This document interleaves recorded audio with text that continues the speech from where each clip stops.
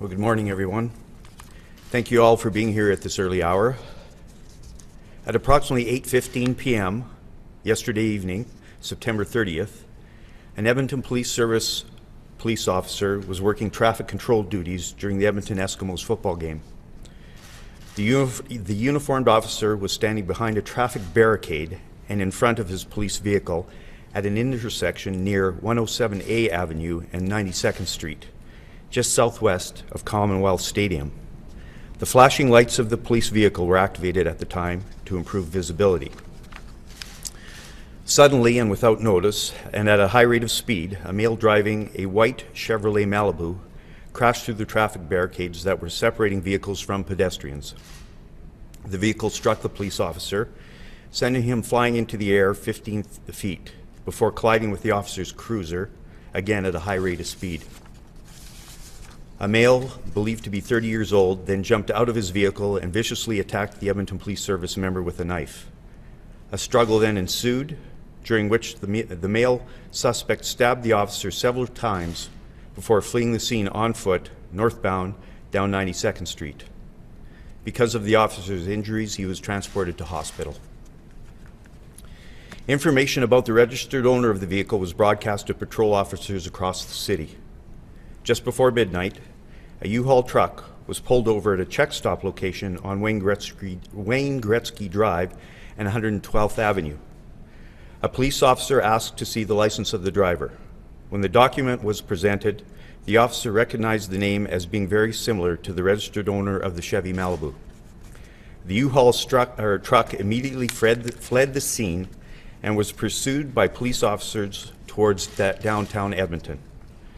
Throughout the chase, the truck deliberately attempted to hit pedestrians in crosswalks and alleys in two areas along Jasper Avenue. Currently, we know of at least 4 citizens that have been injured and taken to hospital.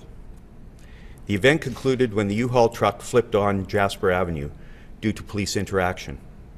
The driver was apprehended and is currently in police custody. It is believed at this time that these 2 incidents are related. Based on evidence at the scenes and the actions of the suspect, at 12:38 a.m. today, it was determined that these incidents are being investigated as acts of terrorism under Section 83.2 of the Criminal Code.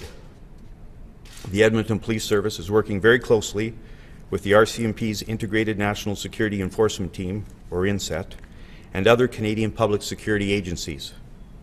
We currently believe this individual acted alone. The investigation is in its very early stages, and we are urging Edmontonians to be vigilant and aware of their surroundings. Contact police if you see anything suspicious or hear anything suspicious or concerning. Assistant Commissioner DeGrand and I are prepared to answer a few questions at this time. Sir, I have pictures of what appears to be an ISIS flag on the front seat of that Chevy Malibu. Can you comment, please? That's correct. What do you make of that? I'm sorry?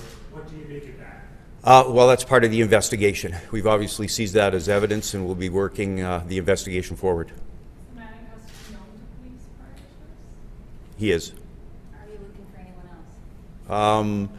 We believe the individual acted alone, but we're not ruling out that there may be others. Normally a chase in such a highly populated area, downtown Edmonton, would you normally call it off? And what was the decision to not?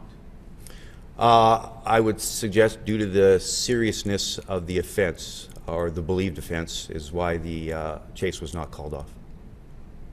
And was this on the police's radar at all, that a terrorist threat was in Edmonton? I think we collectively, working together, are always concerned that there may be an incident, and we're always conducting investigations and gathering intelligence.